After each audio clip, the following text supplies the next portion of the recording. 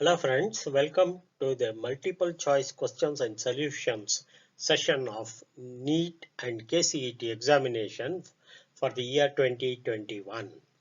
In this session, we will study about chapters 11, 12, 13 and 14 of physics for PUC second year, that is class 12. As you know, we have already covered previously 3 sessions on physics, and this is the final session. And you also should know that for tackling any numerical problem or multiple choice questions, you have to first understand the concept and then identify the formula and finally attack the question. So welcome you once again.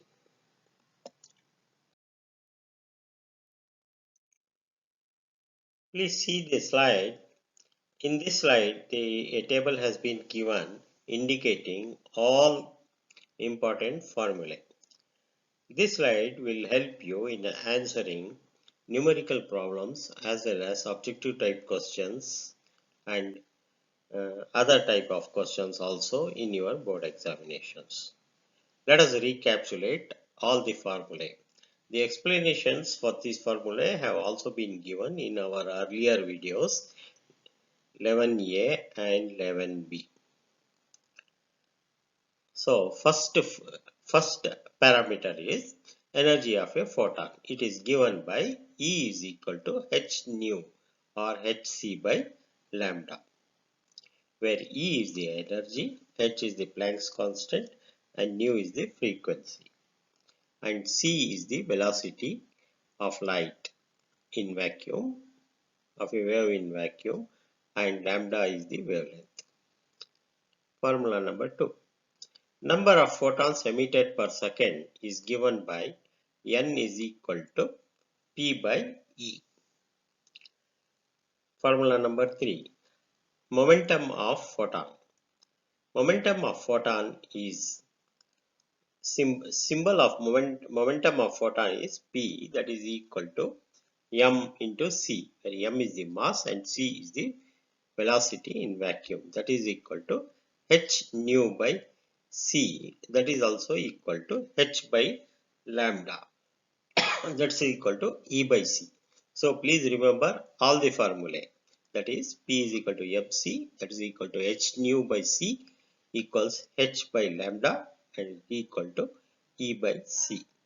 So the explanation for these items have been given earlier. Equivalent mass of photon is given by m is equal to h nu by c square, that's equal to E by c square, and that is equal to h by c lambda, where E is the energy and m is the mass. Work function. Work function is given by W naught equals W suffix naught is equal to h nu naught equal to hc by lambda naught. In some of the books, V naught is also mentioned for work function. That is, you can either write it as W naught or V naught. Formula number 6. Einstein's photoelectric equation is given by K max is equal to half mv square, where K is the kinetic energy, maximum kinetic energy, that's equal to m is mass and v is the velocity and square of the velocity, that is K max is equal to half mv square, which is also given by K max is equal to h nu minus w naught, that is equal to h into v nu minus nu naught, that is equal to h into c by lambda minus c by lambda naught. Formula number 7. Maximum kinetic energy of the ejected photoelectron. That is, for the ejected photoelectron will have some energy. That is given by the formula K max is equal to half mv square, that's equal to E into V naught, where V naught is the stopping potential. The stopping potential is also shown in different graphs while answering the questions. short type, long type and other questions. Question number 8. Formula number 8. Kinetic energy of de Broglie waves is equal to K equals half mv square. That is equal to P square divided by 2m, where P is the momentum. Formula number 9. Momentum of de Broglie waves. Momentum P is equal to square root of 2 into mk, where m is the mass and k is the kinetic energy. Formula number 10. Wavelength of de Broglie waves, that is represented by the symbol lambda. Lambda is equal to h by p, that is equal to h over mv, that is equal to h over square root of 2mk. So the same thing also can be represented in some other form in terms of potential difference V. So lambda equals, that is given in the remarks column, that is fourth column, lambda equals h over, that is lambda is equal to h divided by square root of 2 into m into ev, that is equal to substituting the values of Planck's constant and other charge of E is the charge of an electron and mass of an electron, we get that's equal to 1.23 divided by square root of V. So in nanometer, this is in terms of nanometer. That can also be written as 12.27 divided by square root of V Armstrong, there where V is the potential difference in volts. Formula number 11. De Broglie wavelength associated with gas molecules. When we are considering gas molecule, the formula little bit changes. That is given by wavelength is lambda equals h Planck's constant divided by square root of 2mk into T. Here the term T is the temperature in degree Kelvin. This is for gases, and here K is the Boltzmann constant and m is the mass of molecules and T is the temperature in degree Kelvin. The value of Hc.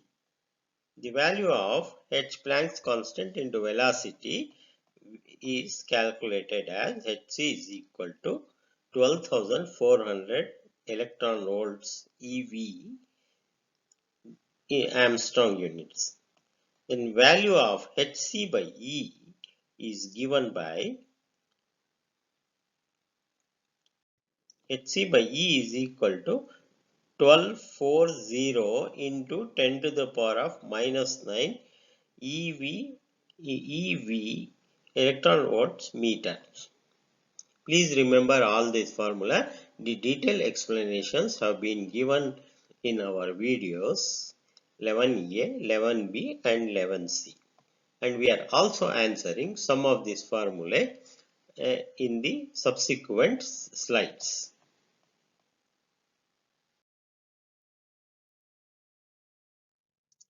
Chapter number 11. Dual nature of radiation and matter. Multiple choice questions. Question number 1. The theory on the basis of four options are, your options are A.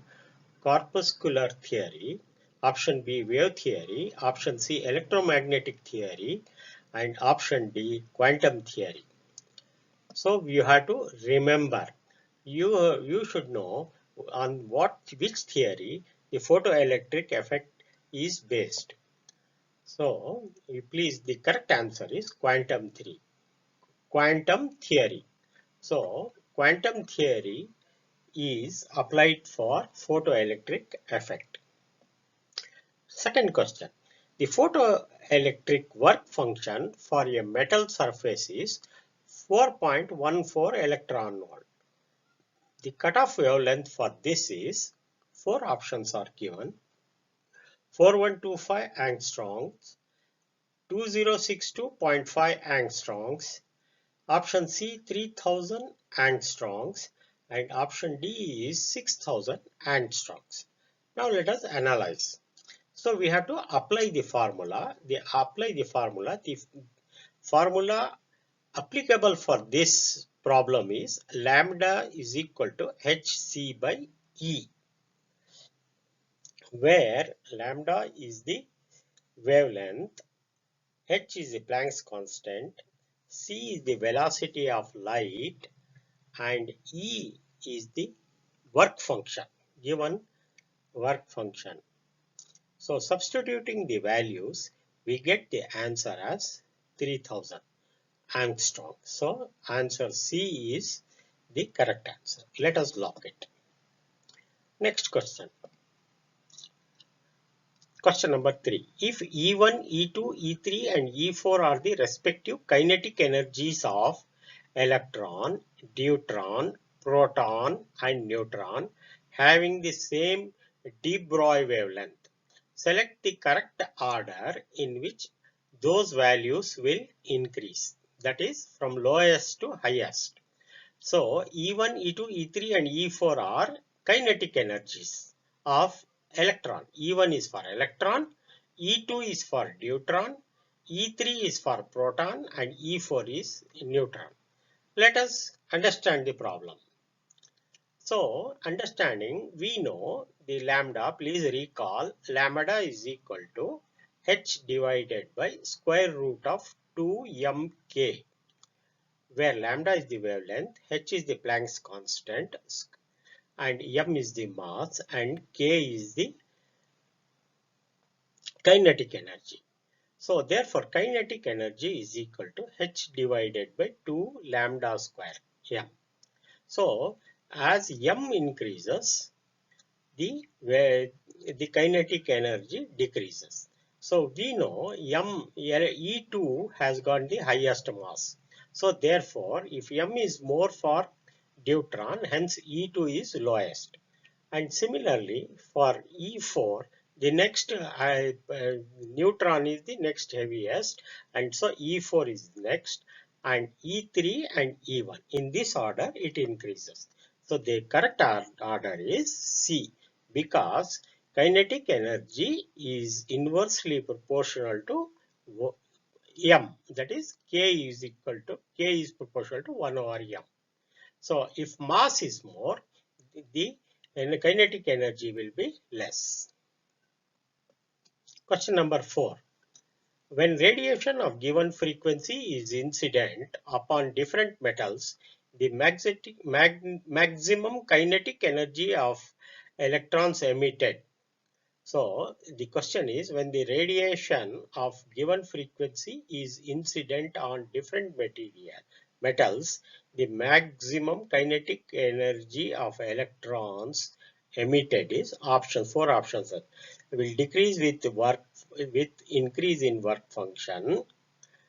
B, increase with increase in work function, remains same with the increase of work function, does not depend on work function. So let us analyze the problem. So we know kinetic energy maximum is equal to h nu minus phi naught, where phi naught is the work function, h is the Planck's constant, and it is the threshold potential, K is equal to. So as the work function increases, the kinetic energy decreases. This should be the result. Therefore, the kinetic energy decreases with the increase of work function. If we increase phi naught, Ke decreases. That is the answer. Next question. A proton, a neutron, an electron and alpha particle have the same kinetic energy K.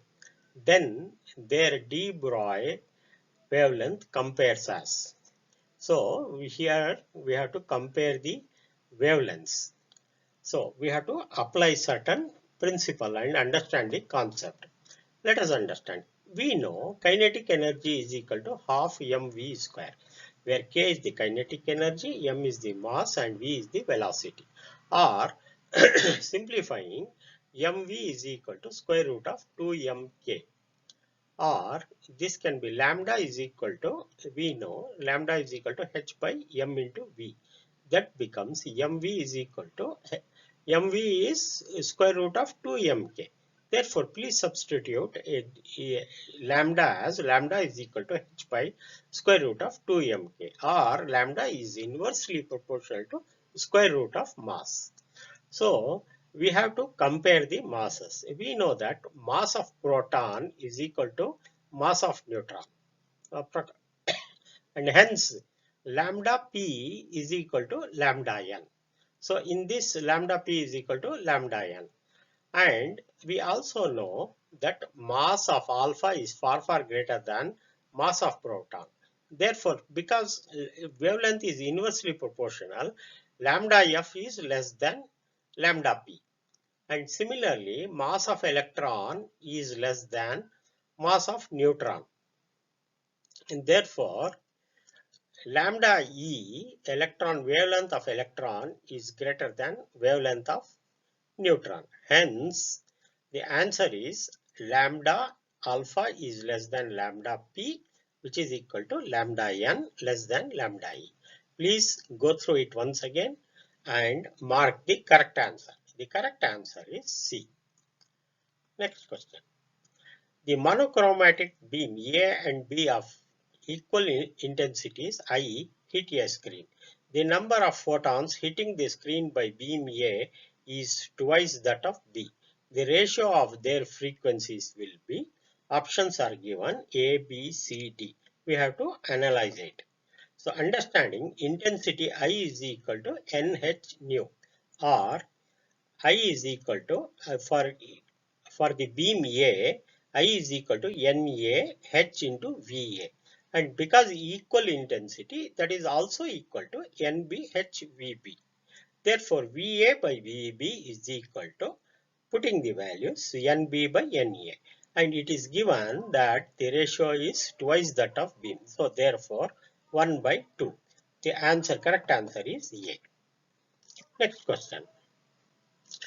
Following graph shows the variation of photoelectric current with anode potential for two light beams of same wavelength but different intensities. Find the correct relation. This is a graph we have studied. Please go through. X-axis is anode potential and y-axis is photoelectric current.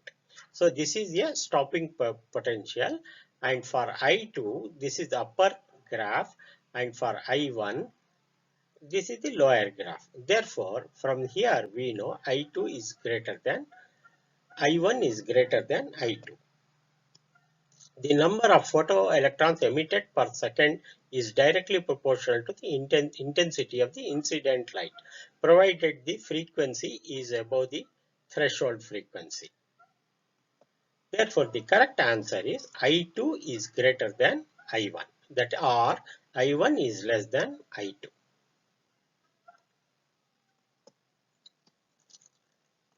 Question number 8.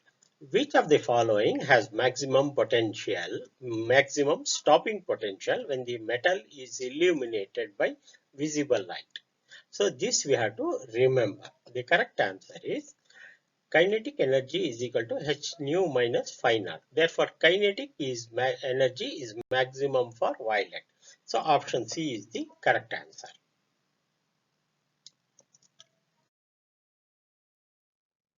Next question. The slope of frequency of incident ray and stopping potential for a given surface will be.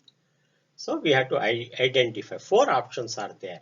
A is h, Planck's constant. B is equal to h by E, and C is equal to E into h, and D is E.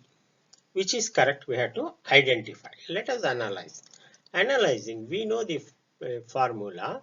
Stopping potential V naught is equal to slope h by E into V minus phi by E. So therefore, the correct answer is B,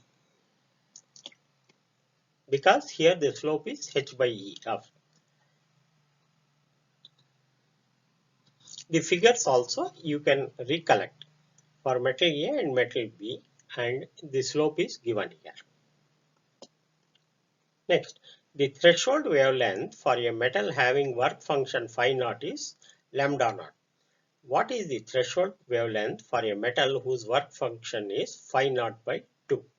So please read the question once again. The threshold wavelength for a metal having work function phi naught is lambda naught. So what is the threshold wavelength for a metal whose work function is phi naught by 2? Let us analyze it. So we know phi naught is equal to the give formula. We have to recall phi naught is equal to hc by lambda naught, or lambda naught is equal to hc by phi naught. So in the given case, phi naught is phi naught by 2. If we put the value of phi naught as phi naught by 2, we get 2 into hc by phi naught. hc by phi naught is lambda naught. Therefore, it is 2 lambda naught. The correct answer is B. Next question. Maximum kinetic energy of emitted electron depends on frequency of incident photon. When the frequency of incident photon is, please read the question once again. The maximum kinetic energy of emitted electron depends on the frequency of the incident photon. When the frequency of photon incident is, four options are there: equal to the threshold frequency, half the threshold frequency, greater than threshold frequency, or one-third of the frequency. We know the answer is, we have to understand it should be greater than the threshold frequency. Then only it will have maximum kinetic energy. Therefore, the option C is the correct answer. Next question. Two particles have equal momentum. What is the ratio of their de Broglie wavelength? So, equal momentum, it is given. So, we have to find the ratio of wavelengths of the particles which have equal momentum. So it is, we have to just understand lambda is equal to h by p. So p is same, equal moment phi, h is constant, therefore lambda is equal. So the correct answer is B. Please mark it. Next. Question number 13. Identify the correct relation for the given diagram of frequency. The diagram is given here. Here it is given V6. Here the stopping potential is given here and the graph is shown here. That is anode potential versus the current. So we have to recollect our knowledge and we have to recall the diagram, concerned diagram for this problem. Option is V1 is equal to V2 is equal to V3, or V1 is greater than V2 greater than V3, V1 less than V2 and less than V3, and D is V1 equals 2 V2 equals 3 V3. So we have to recall. Please recall the full diagram. This diagram we have studied in the theory part. Here it is a anode potential or collector plate potential. This is on the x-axis. This is positive and from this is 0 0 and left is negative. So there are minus V01, V02 and V03. So therefore, and the ratio, the photoelectric current for different V1, V2, V3 is shown here. Here V3 is greater than V2 greater than V1. So option C is correct here. V3, this is V3, V2 and V1. V3 is large here. So remember, photoelectric current is proportional to the collector potential for different frequencies.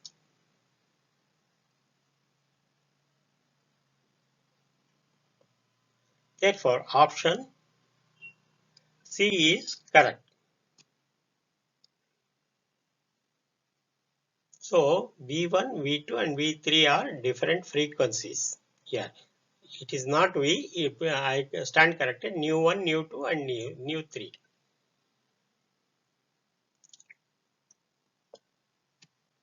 Question number 14. A particle is dropped from a height of h. The de Broglie wavelength of the particle as a function of height is proportional to, we have to find here. A particle is dropped from a height h. The de Broglie wavelength of a particle as a function of height is proportional to, we have to analyze.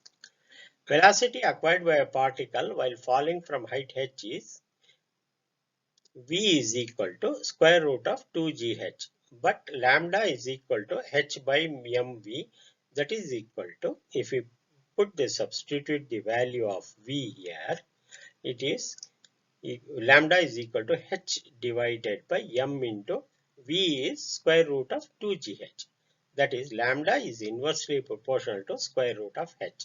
You have to remember. So therefore option D is the correct answer. Please mark it. Next question. Question number 50. The wavelength of a photon needed to remove a photon from a nucleus which is bound to the nucleus with 1 mega electron volt energy is, please read the question once again. The wavelength of a photon needed to remove a proton from the nucleus which is bound to the nucleus with 1 mega electronic volt energy is nearly, four options are given. 1.2 nanometer, option B 1.2 into 10 to the power of minus 3 nanometer, option C is 1.2 into 10 to the power of minus 6 nanometer, option D is 1.2 into 10 to the power of minus 1 nanometer. Let us evaluate it. So we know given E energy is equal to 1 mega electronic volt, that is equal to 10 to the power of 6 electron volt. We also know the value of Planck's constant H, that is 6.63 into 10 to the power of minus 3 joules second, and velocity of light is 3 into 10 to the power of 8 meters per second. Now we have to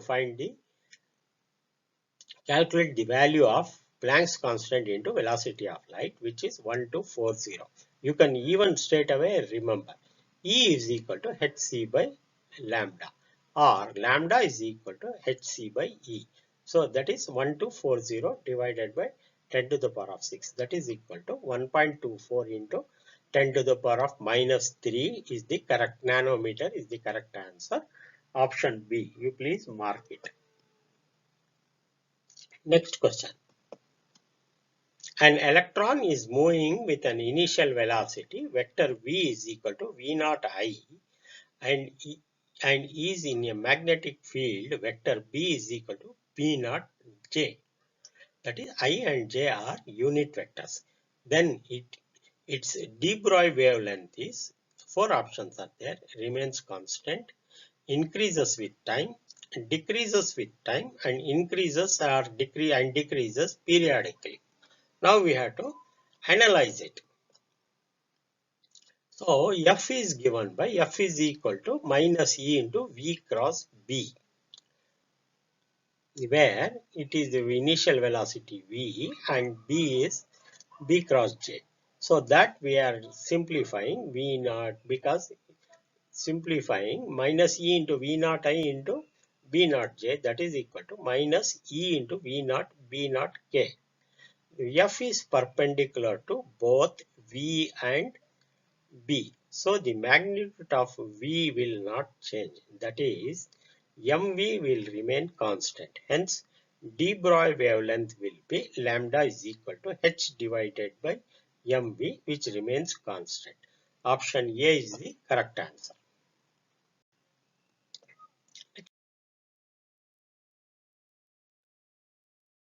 Let us go through quickly the various formulae studied in this chapter. See, number of alpha particles, that Rutherford experiment we have found n is proportional to 1 over sine to the power of 4 theta by 2, where theta is the scattering angle and n is the number of electrons.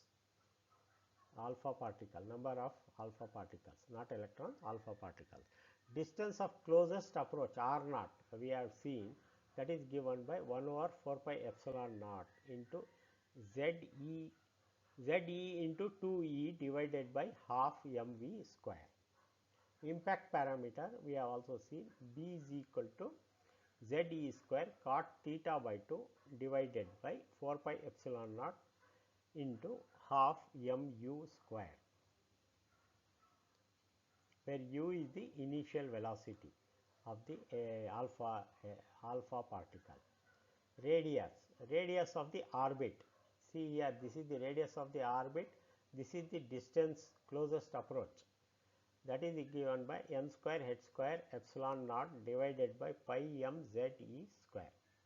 In a shortcut formula, you can also write it, because n is constant for a particular orbit, h is constant, Planck's constant, epsilon naught is the permittivity, pi is constant, mass of electron is constant, and atomic number we can find out for different. So, n square by z only are variables, remaining are constant, and we can write Rn as 0.529 n square by z in terms of Armstrong units. Some authors and some students use at 0.53, that is also correct. 0.53 n square by z also you can remember easily. Velocity or frequency of the alpha particle, V is equal to 2 pi z e square divided by 4 pi epsilon naught n into h. This we have derived in the previous section. And therefore, Vn shortcut formula is, see, z and n are only variables, all others are constants. 2 pi e and h are all constant. Hence, calculating that, Vn will be is equal to 2.18 into 10 to the power of 6 into z by n meters per second. Frequency is also given by, in another terms, frequency comparing multiplying and dividing by ch, we get V is equal to 2 pi z e square, same as this, divided by 4 pi epsilon naught n, as it is n and h.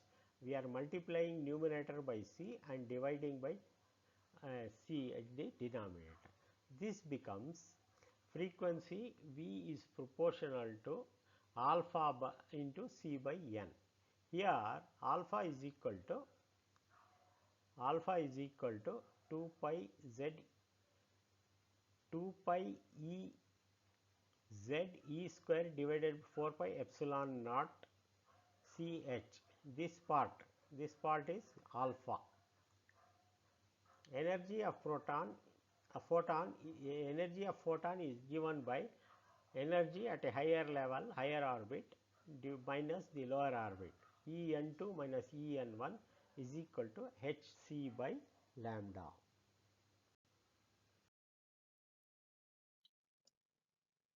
There are another set of formulae which are applicable for potential energy, kinetic energy, total energy, Rydberg constant, wave number, fine structure constant, and wavelength. These are also have been discussed in detail in chapter number 12 on atoms. Please review it and go through thoroughly and write down repeatedly and recall for answering MCQs in chapter number 12.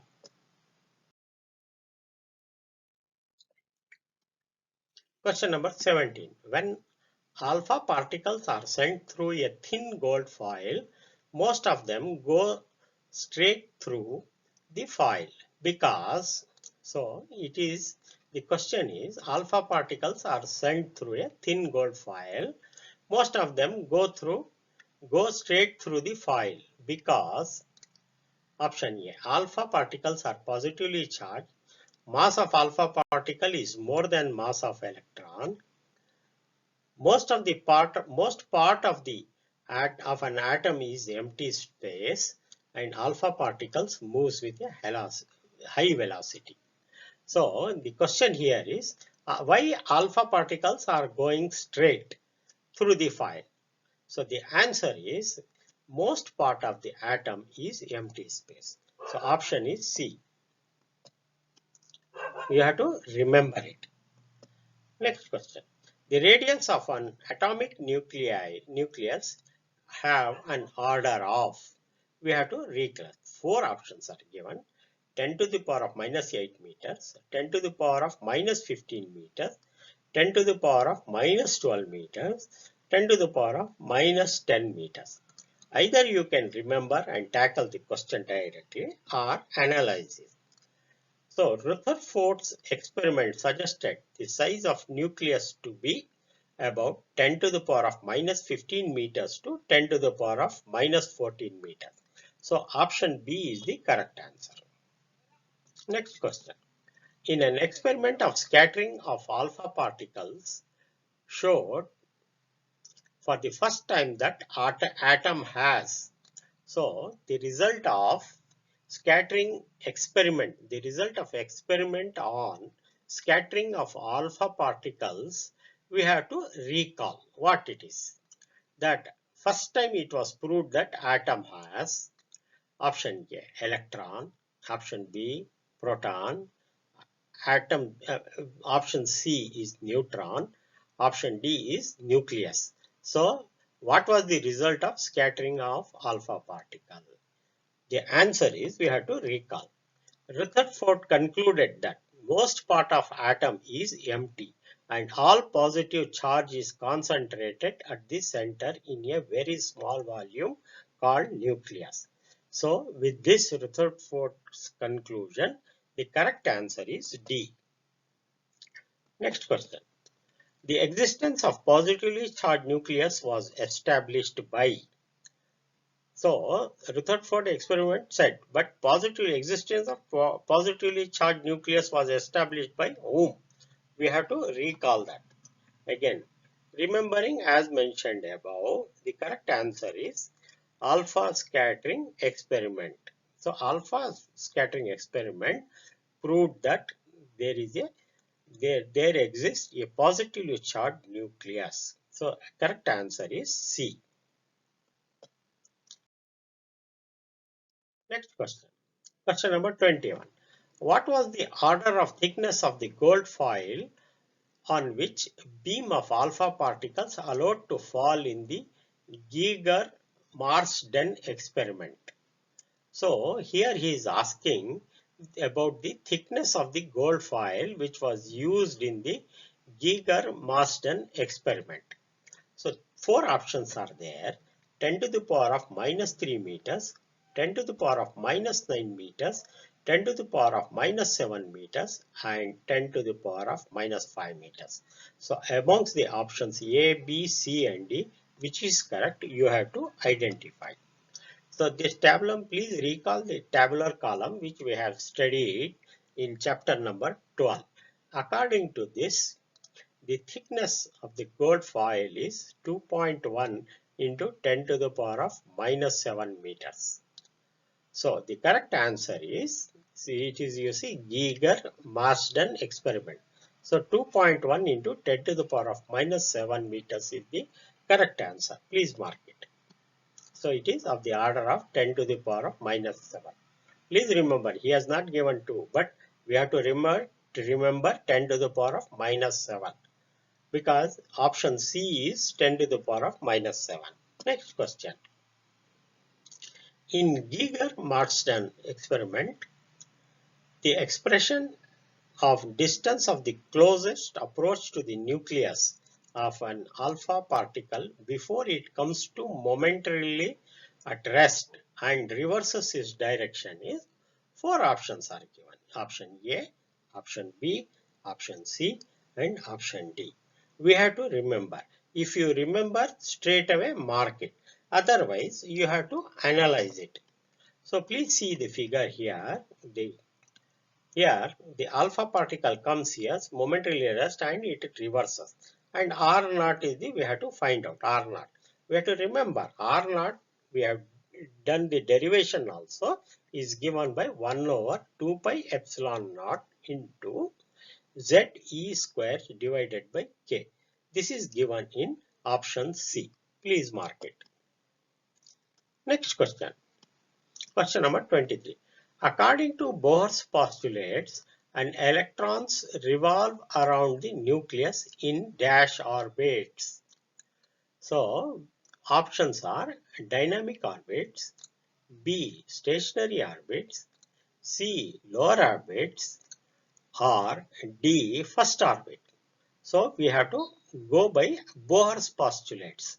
An electron revolves around the nucleus in what type of orbits? The correct answer is option B. Stationary orbits. Please go through this explanation also. Explanation is also given in the textbook.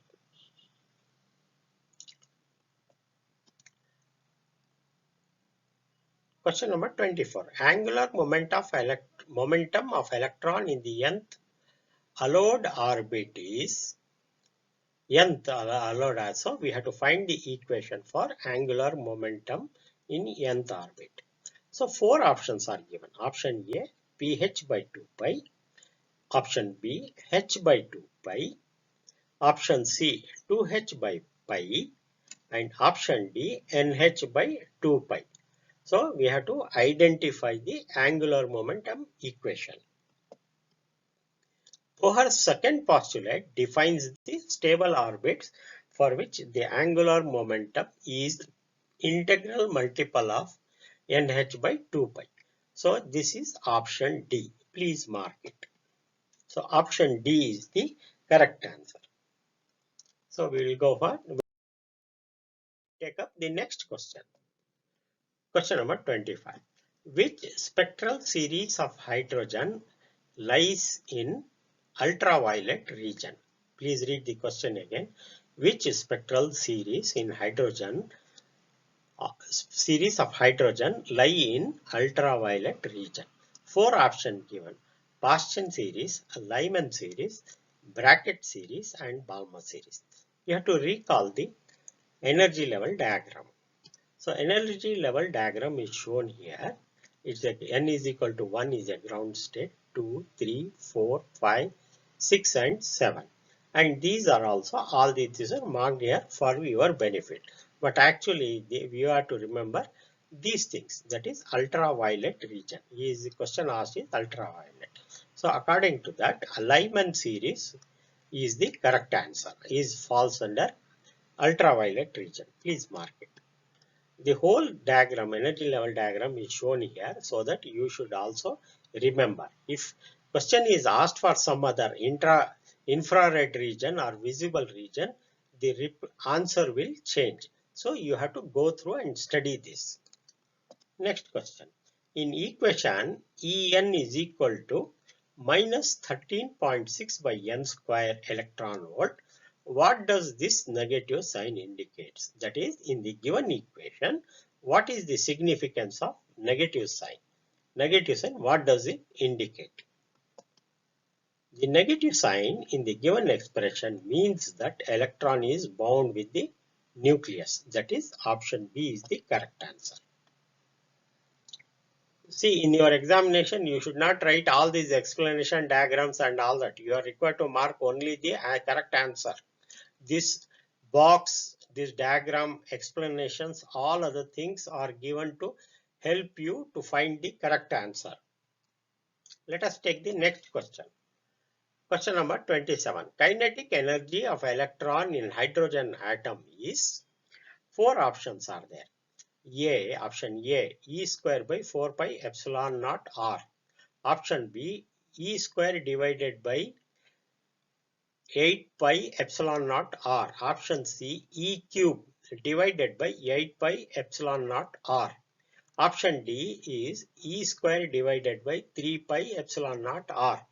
If you know the answer, straight away mark it and you can move ahead with the next question. But for your helping to arrive at the decision, we have explained it. So the correct reply is, answer is Ze square divided by 8 pi epsilon naught R. But hydrogen atom is given where Z is equal to 1. Therefore, the correct answer is E square divided by 8 pi epsilon naught R. So this is given in option B. Next question. Question number 28. What is the order of velocity of electron in an hydrogen atom in the ground state? So, 4 options are given. 10 to the power of 6 meters per second, 10 square meters per second, option C, 10 to the power of 10 meters per second, and option D, 10 to the power of minus 1, 10 to the power of 9 meters per second. So if you know the answer, simply mark it and move ahead with the next question. So to help you to decide, velocity is given by V is equal to E divided by 8 pi epsilon naught mr. So it is 2.2 into 10 to the power of 6. So the correct answer is A. It is of the order of, you see here, it is of the order of the 10 to the power of 6 meters per second. So option A is the correct answer. We will take the next question.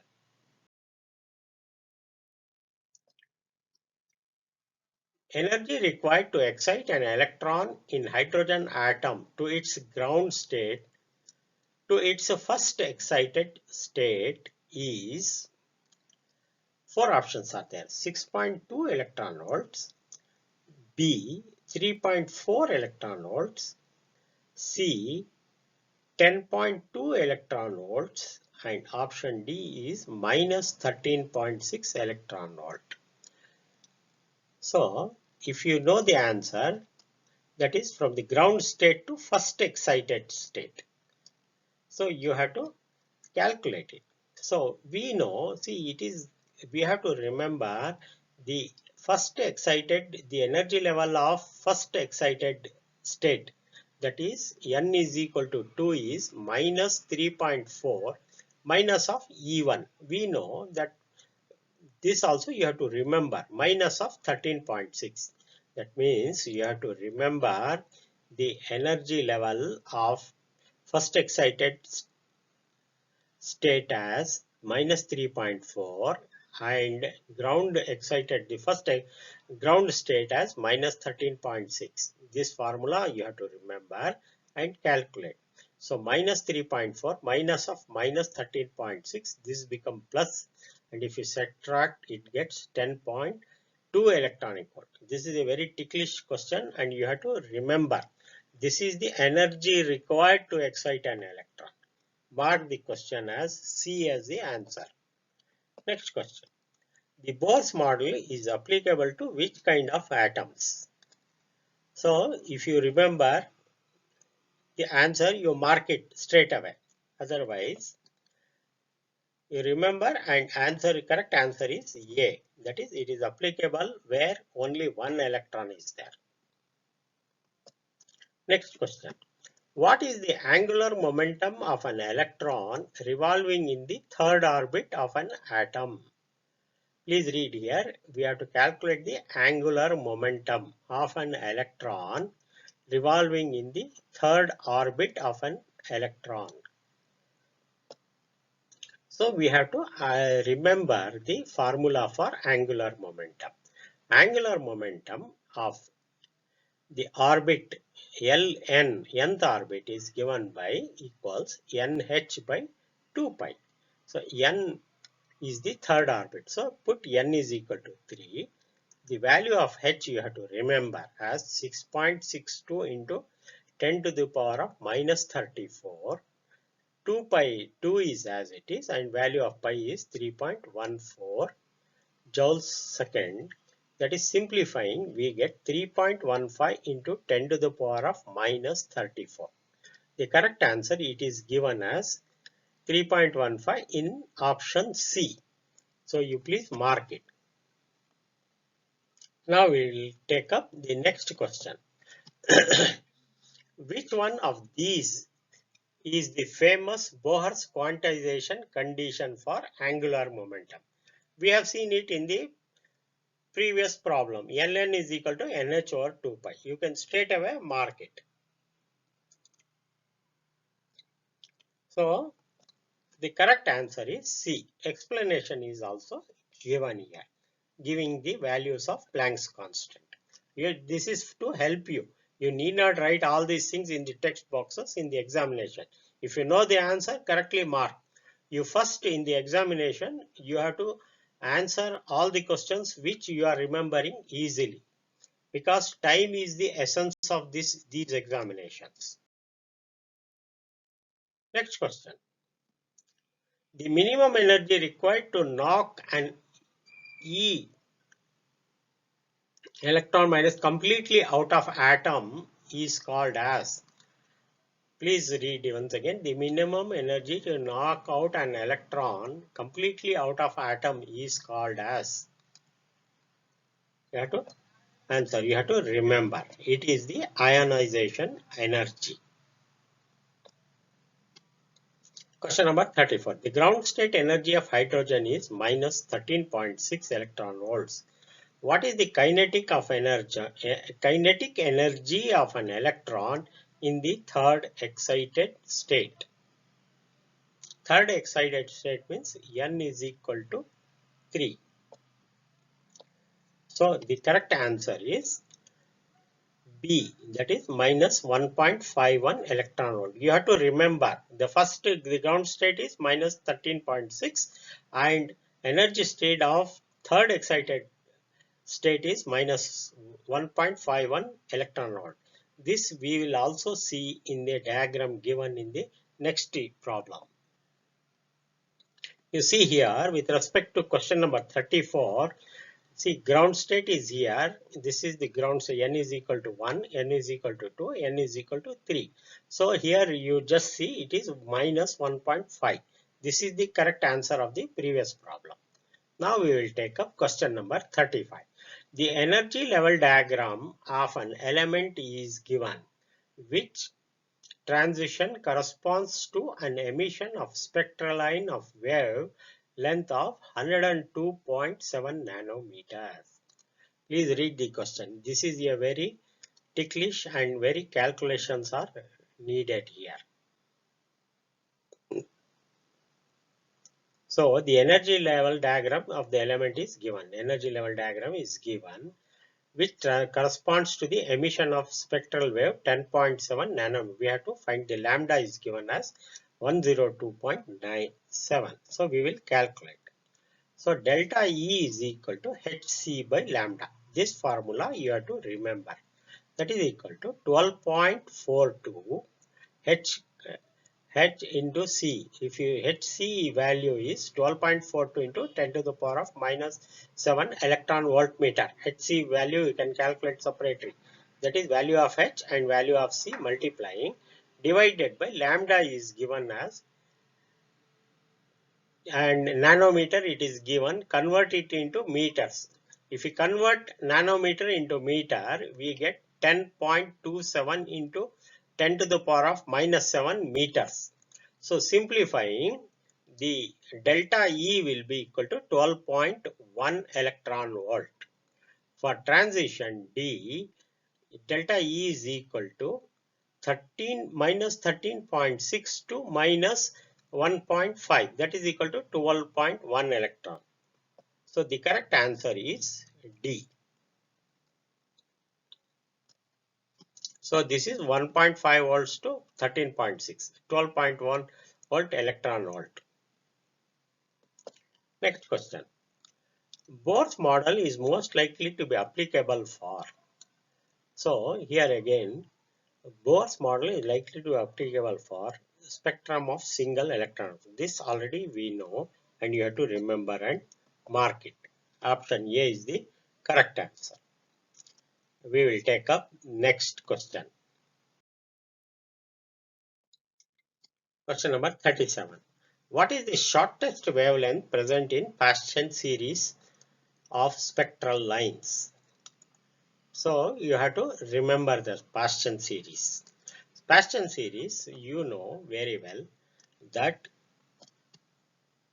the formula is given by 1 by lambda is equal to, the general formula for any series is given by 1 by lambda is equal to R into 1 divided by n1 square minus 1 divided by n2 square, where n is the number of stationary orbits.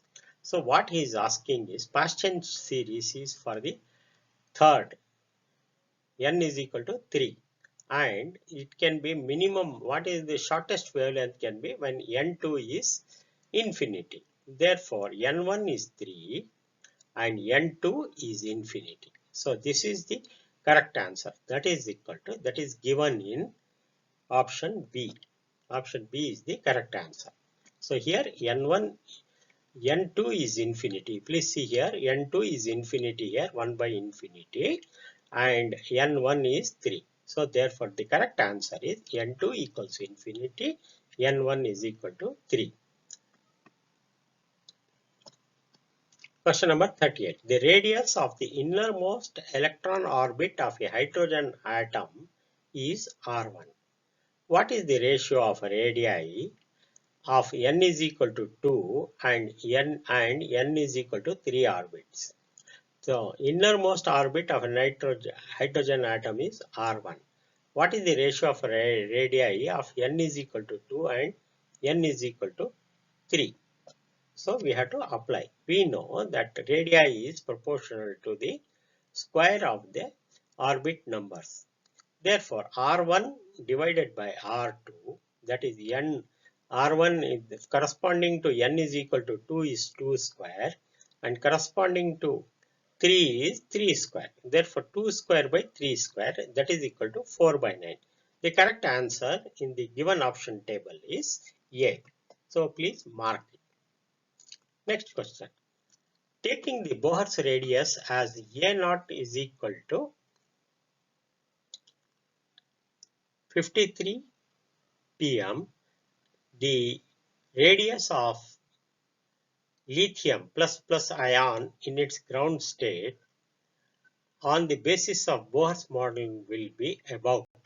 So we have to approximately calculate. Therefore, evaluating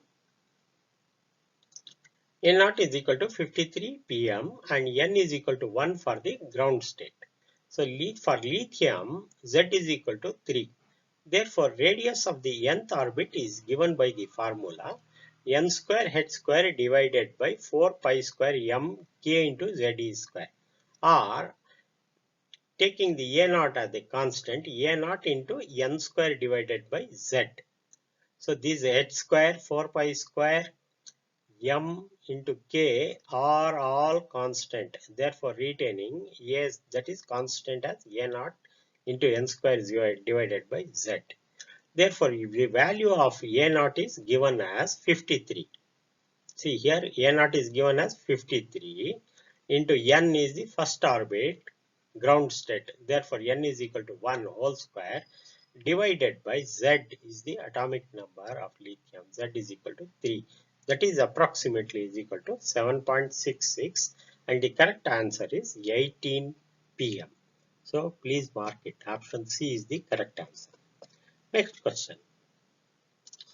The simple Bohr's model cannot be directly applied to calculate the energy levels of an atom with many electrons.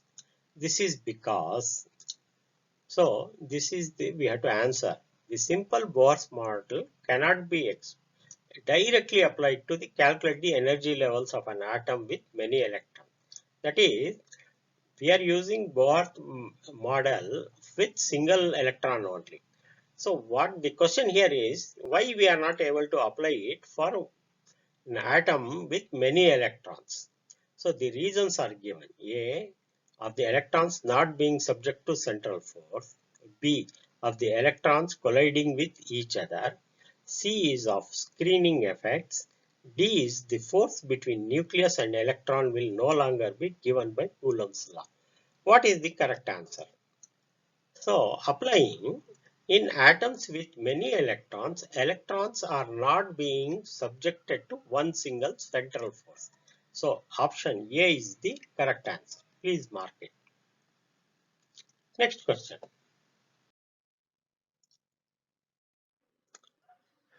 First point, atomic mass unit, AMU, or sometimes it is written as U only.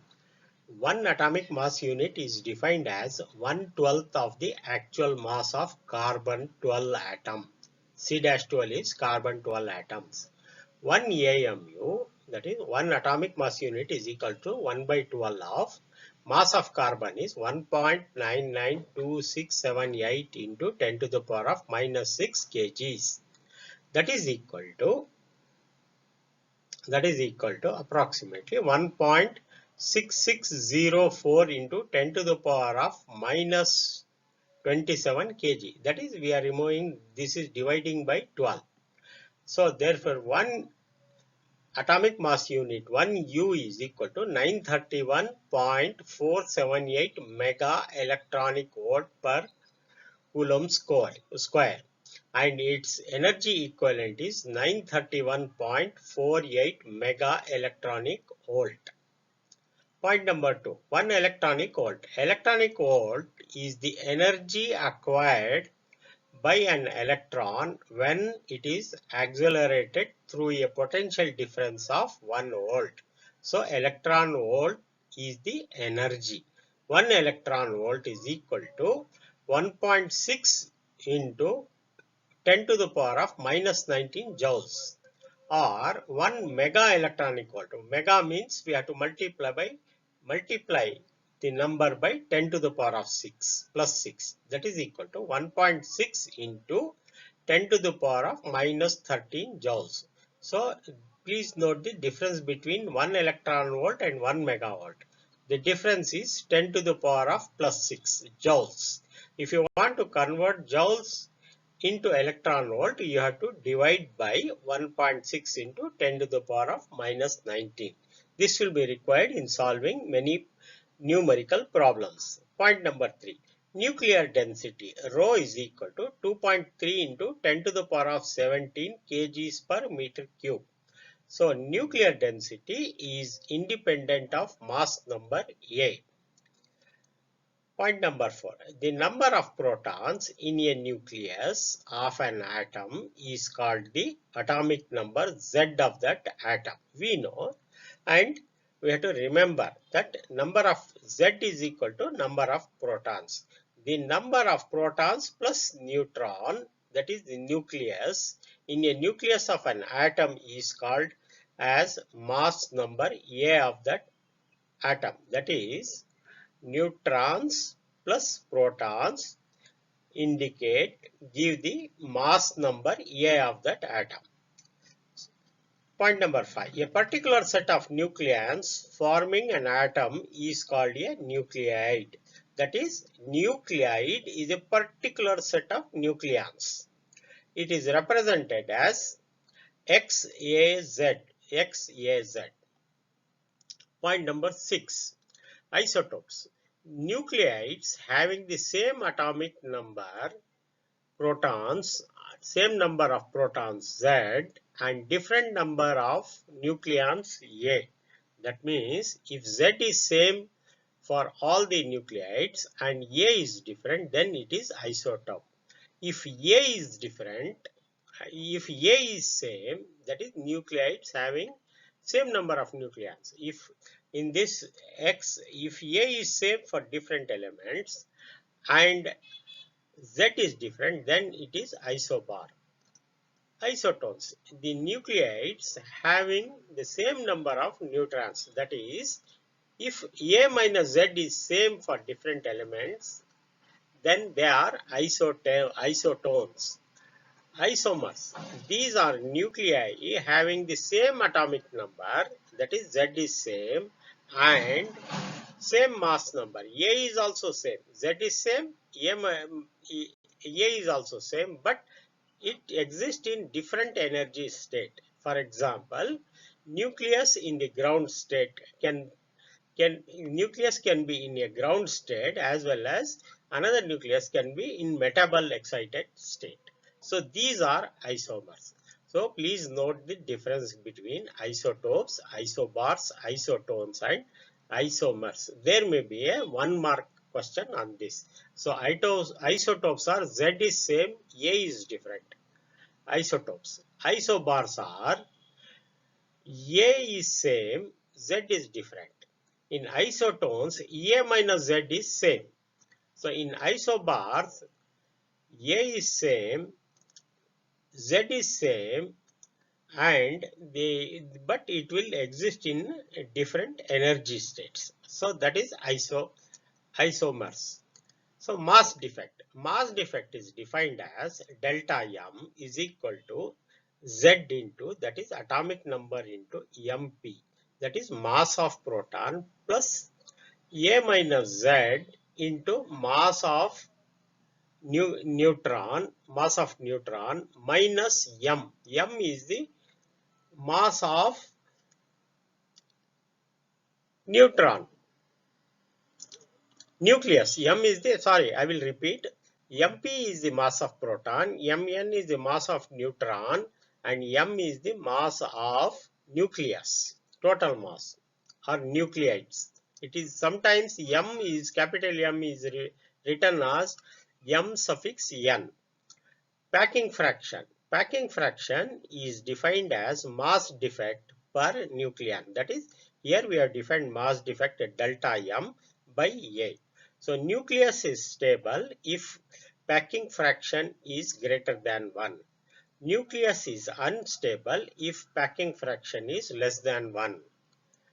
Point number 12, binding energy. Binding energy is defined as the energy required to break up a nucleus into constituent protons and neutrons, and to separate them, that is to separate protons and neutrons to such a large distance that they may not interact with each other.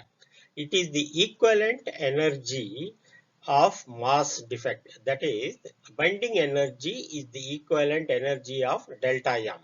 Therefore it is given by B.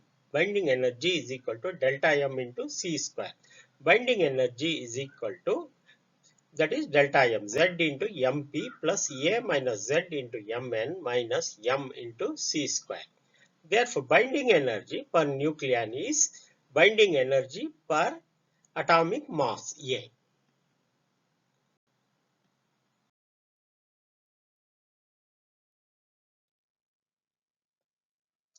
So we'll move to chapter number 13. So there is certain useful data for solving multiple choice questions of chapter number 13. Please note down, these are given in our previous videos on chapter number 13 as well as in the textbook. Please open the textbook and note down this formula and practice it. Chapter number, question number 41. The average binding energy per nucleon is maximum for the nucleus. That is, we have to find out which nucleus has got maximum binding energy per nucleon. 4 options are given. Option A is helium 4-2. Option B is oxygen 16-8. Option C is ferrous 56-26. And option D is uranium 238-92. Please see the diagram. Mass number versus average binding energy per nucleon in mega electronic volt. This graph is given in your textbook. You can also open the textbook for the purpose of analysis. So if you see here, the mass number versus average binding energy for different metal has been plotted in the graph. From this graph, the maximum point is for iron, that is Fe56. Here it is shown here. It is more than 8 point. It lies between 8.8 and 9. So ferrous has got the maximum binding energy. Hence you mark it option C as the correct answer. Next question. In uranium radioactive series, the initial nucleus is U-238-92 and that the final nucleus is lead-206-82, when uranium nucleus decays into lead. So when uranium is when uranium decays into lead, alpha particles and beta particles are also generated. We are required to find the number of alpha particles as well as the number of beta particles. Let us do it. So for this, you write the equation, that is U-238 breaks to lead-206-82 plus X number of helium, that is helium is alpha particles, He42, and plus beta particles, that is E0 minus 1 is beta particle, that is Y, that is X. Let X be the number of alpha particles and Y be the number of beta particles. So if you compare the mass number, atomic mass number, you will get 238 is equal to 206 plus X into 4 plus 0 here. That is equal to, therefore simplifying here in this equation, X is equal to 238 minus 206 divided by 4, that is equal to 32 by 4, that is equal to 8. In the answer, if you compare, only A has got 8 numbers. So you can straight away mark it to save the time. But however, if you want to calculate beta particles also can be calculated by comparing the atomic number, that is Z. 92 is equal to 82 plus 16 minus of 6. This is why we have to find out. From this equation you can find out Y. Next question. In reaction, beryllium 94 plus helium 42 breaking into carbon X6 plus neutron 10. What is the value of X? You have to simply compare the atomic mass number. Please write the equation as it is, given equation. And if you compare 9 plus 4 on the left hand side is equal to X plus 1 on the right hand side. Therefore, simplifying, you get X is equal to 13 minus 1, that is equal to 12. So option B, that is 12, is your correct answer. Next question. Question number 44. Activity of a radioactive sample decreases to 1/3 of its original value in 3 days. Then in 9 days, its activity becomes, let us do the calculation. Slope is 1 by 3. Therefore, decay in 9 days is 1 by 3 into 1 by 9. That is equal to 1 by 27. Here the option A is the correct answer. Please mark it.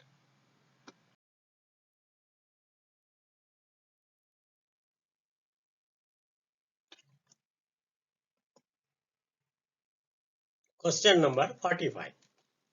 Which word equation represents beta plus decay? So we have to identify the beta plus decay. You know there are alpha decay, beta minus decay and beta plus decay.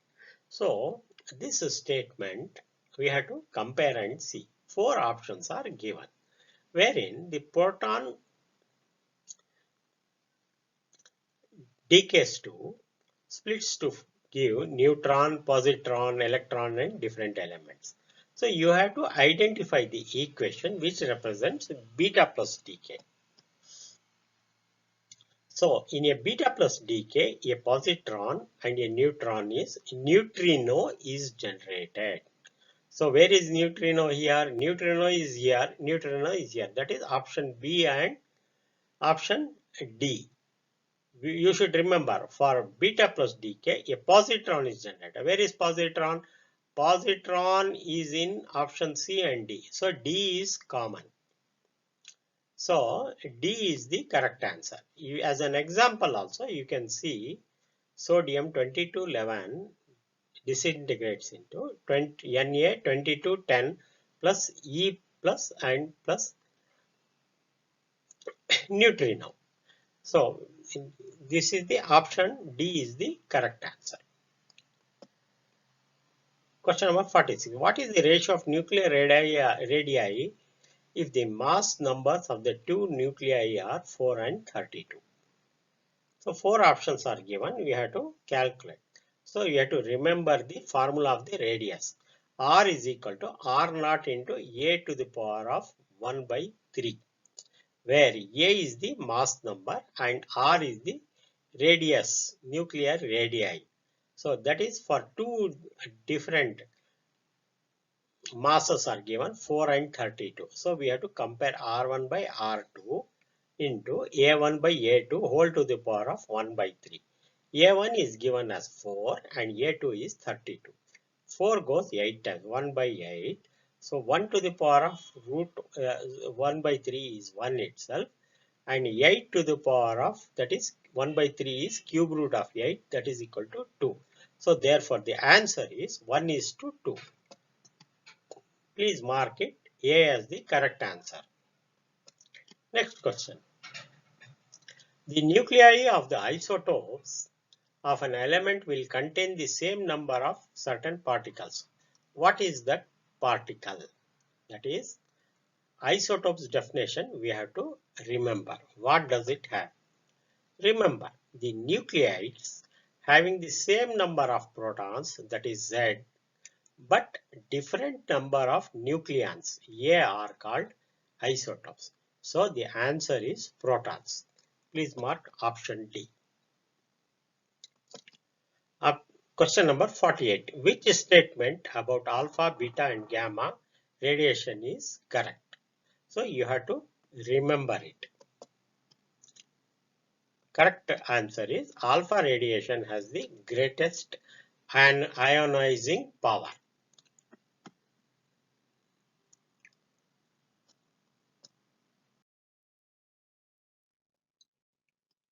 Question number 49.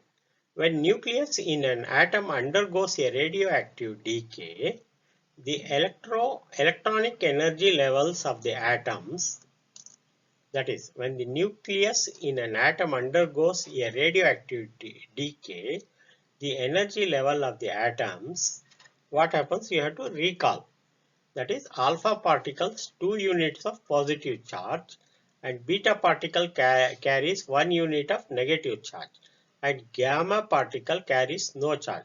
Therefore, option B is correct. Option B is there is change for alpha and beta radioactivity but not for gamma radioactivity as explained in the textbook.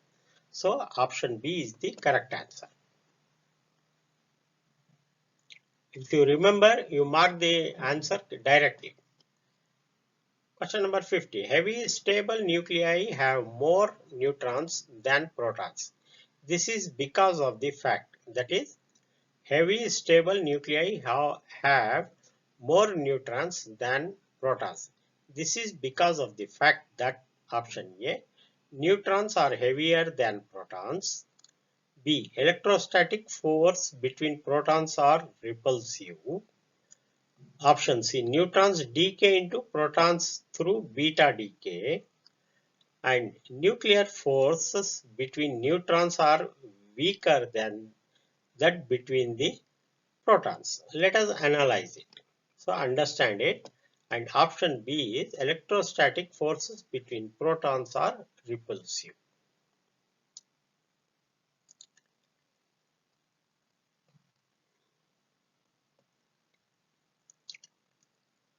Question number 51. The gravitational force between a hydrogen atom and another particle of mass m will be given by Newton's law.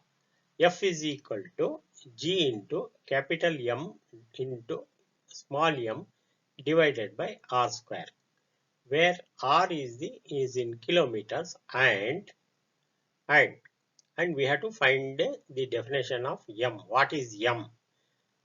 Which is applicable between the hydrogen atom and the masses. Option A is capital M is equal to mass of proton plus mass of electron. Then option B is capital M is equal to mass of proton plus mass of electron minus B by C square, where B is equal to 13.6 electron volt. Option C is M is not related to mass of the hydrogen atom. Option D is capital M is equal to mass of proton plus mass of electron minus modulus of mod of V by C square, where mod V is the potential energy of electron in hydrogen atoms.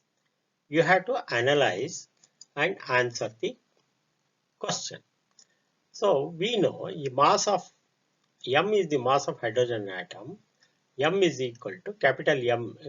M is equal to small m, mass of proton plus mass of electron minus B by C square, where B is the binding energy of hydrogen atom, which is 13.6 electron volt. So option B is the correct answer.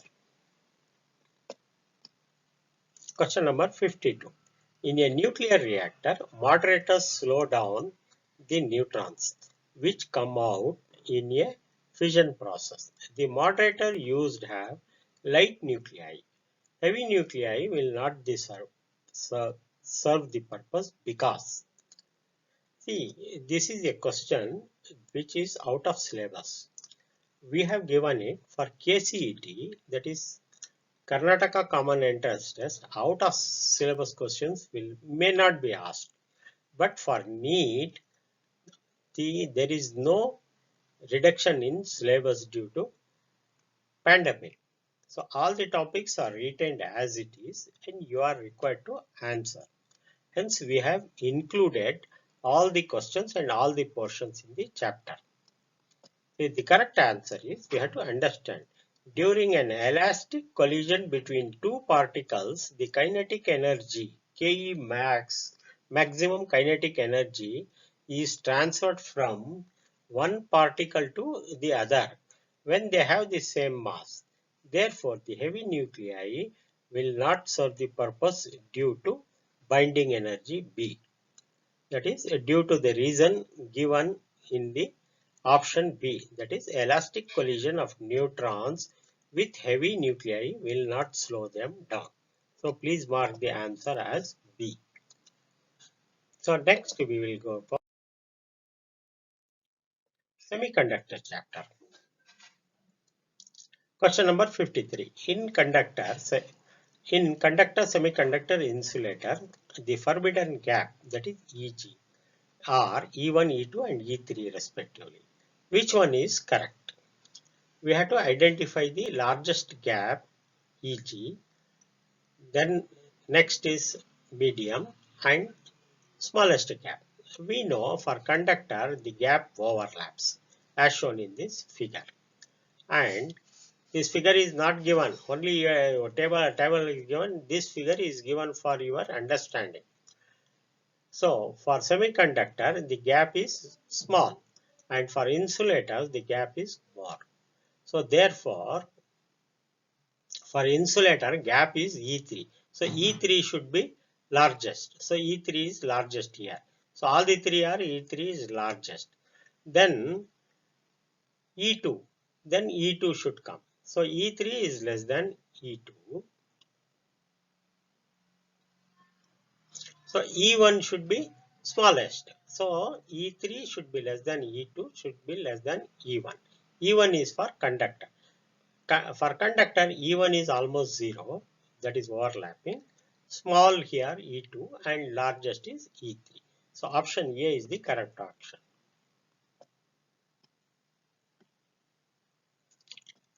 Next question.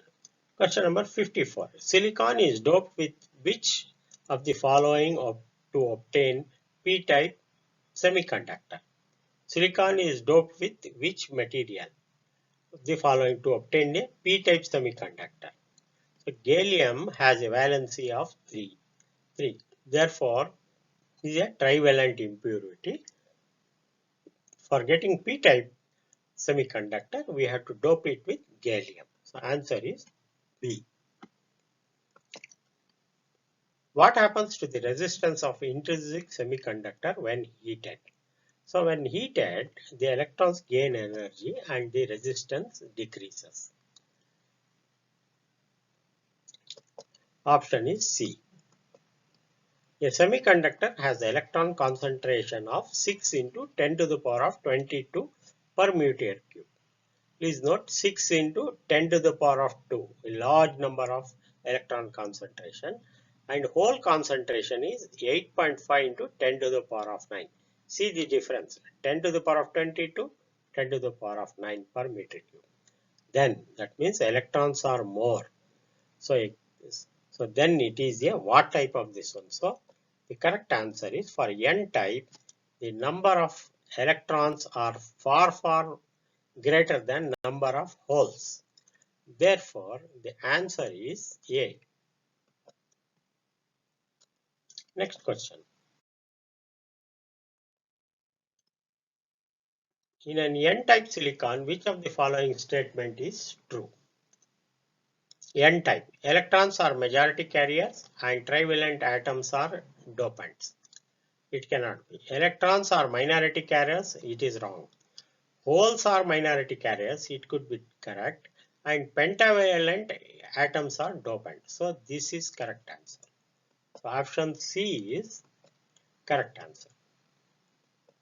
Next question. Carbon, silicon and germanium have 4 valence electrons each.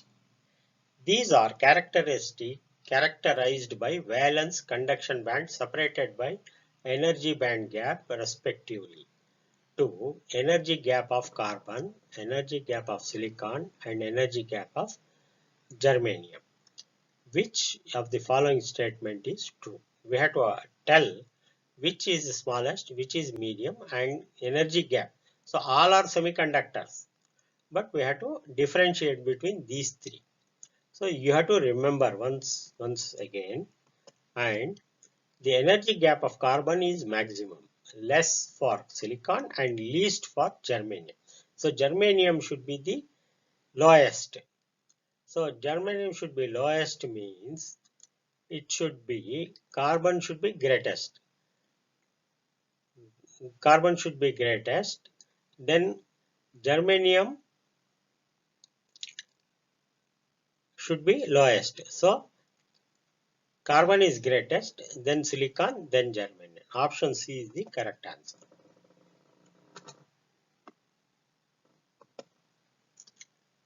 Next question.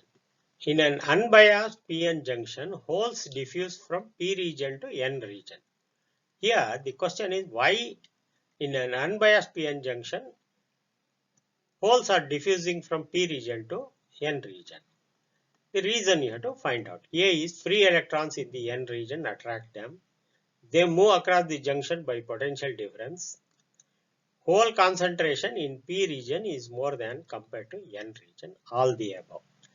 The option C is correct because in an unbiased p-n junction, the concentration of p region is more than that of n region. So option C is the correct answer.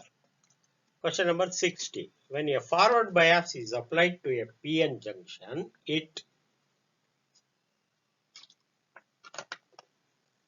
4 options are given. Option A raises the potential barrier. Option B reduces the majority carrier current to 0. And option C is lowers the potential barrier. And D, option D is none of the above. So option C is the, we should remember. Option C, when a forward bias is applied to a p-n junction, the applied voltage opposes the barrier voltage. This lowers the potential barrier. That is option C.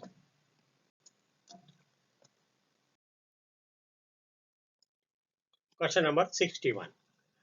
In a p-type silicon, which of the following statement is true? Option A, electrons are majority carriers. Wrong, this cannot be. Electrons are minority carriers and pentavalent atoms are dopants. Holes are minority carriers and pentavalent atoms are the dopants. And option D is holes are majority carriers and trivalent atoms are dopants. So for p-type materials, the holes are majority carriers. So where are the majority carriers here? Majority carriers, and electrons are minority carriers. Electrons are minority carriers here. Okay. The extrinsic semiconductor doped with trivalent impurity is called P-type semiconductor. So it is a trivalent impurity. That is A. Option A is the correct. Option D is the correct answer because holes are majority carriers and trivalent atoms are dopants. See here, extrinsic semiconductor trivalent impurities are called. So trivalent and holes are majority carriers. Question 62. The intrinsic semiconductor becomes an insulator at what temperature? We have to calculate it.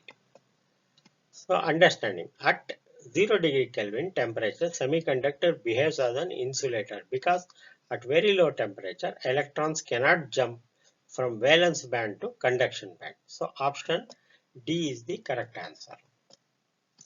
Question number 63. In the forward bias arrangement of PN junction, the diode, PN junction diode, N is connected to positive, P end is connected to positive, C the direction of current is from N to P, and P end is connected to negative. So only correct answer is P end is connected to option B, that is P end is connected to positive terminal of the battery. This is also, please refer to the question. P end here, this is a larger length here, positive, this is positive of the battery. This is the P of the junction, PN junction. P is connected to positive and N is connected to negative. That is a smaller here. This is the negative of the battery. So option B is the correct answer. Next question. In a PN junction diode, option A, current in the reverse bias direction is generally very small, microamps.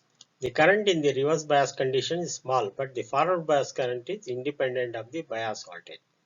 The reverse bias current is strongly dependent on the applied bias voltage. The forward bias current is very small comparison to the reverse bias current. This is cannot be. So let us analyze. In a forward bias PN junction, external voltage decreases the potential barrier, though current is maximum. While in the reverse bias, the PN junction external energy increases the potential, so the current is very small. So the reverse current should be very small. Hence the answer is A. Next question. A P-type semiconductor can be obtained by adding, this you have to remember, gallium has valency of 3. So option B is the correct answer. Next question. Electric conductivity of a semiconductor decreases with its increase in temperature. Hence increases with rise in its temperature. So conductivity increases with temperature. So option B is the correct answer. 67. Question number 6. A semiconductor is cooled from T1 degrees Kelvin to T2 degrees Kelvin, and its resistance. What will happen to its resistance? Resistance is inversely proportional to temperature in case of a semiconductor. Therefore, as the temperature increases, the resistance will decrease. But if here it is cooled, so reduced from T1 to T2, therefore its resistance of the semiconductor will increase.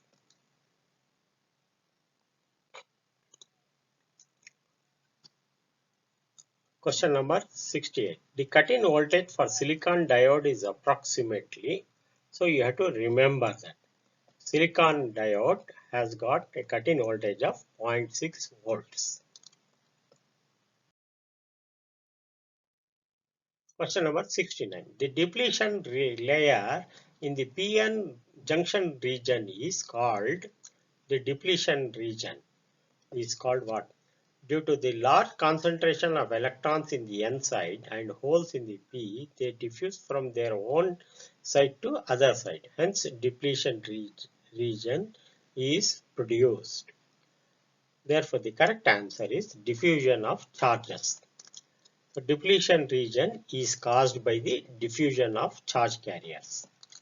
Question number 70. In a full wave rectifier, the circuit operating from 50 Hz means the fundamental frequency in the ripple will be four options. 50 Hz, the given frequency is 50 Hz. Option B is 70.7 Hz. Option C is 100 Hz. And option D is 25 Hz. You have to select the correct answer. In a full wave rectifier, the fundamental frequency in the ripple is twice that of input frequency. So here the input frequency is 50 Hz. Therefore, because the ripple frequency is twice the input frequency, the correct answer is C, which is the reverse bias diode. So here a diagram is given. Four diagrams are given. You have to identify which is the reverse bias. It is a 5 volts, is a positive 5 volts. Here it is earth. So it is a positive. So it cannot be earth. So B is here minus 20 volts and minus 10 volts. So option B is the reverse bias because negative voltage is more here. So option B is the correct. So all others are positive voltage. Here is 15 volts, 10 volts. All other the P side is positive. Only here it is more negative. Minus 20 volts. Sorry, minus 20 volts. Option B is correct answer. The last question is truth table for an AND gate. So here in the diagram, AND gate is given. It has two inputs A and B and one output Y. And for different conditions of A and B, we have to identify the output condition for different conditions of A and B. Four tables are given: table A, table B, table C, and table B. Because it is an AND operation, we have to remember the truth table for logic table for AND gate.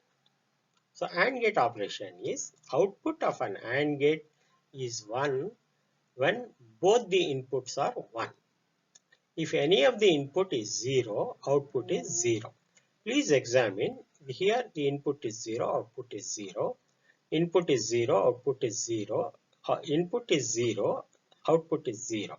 But when A is 1 and B is 1, output is 1. Therefore, the correct answer is table A. So table A is the correct answer. You please mark it. So with this we come to the end of question section. And in the next slide we will show the marking of all the sections which you are expected to mark it with your blue or black pen, ballpoint pen, and write the examination. Please note once again that time is the essence of these answers, objective type of answers for NEET and CET examination. You have to mark it quickly. So you please answer all the easy questions which you know readily, and whichever is time consuming answers, you attack it later. We have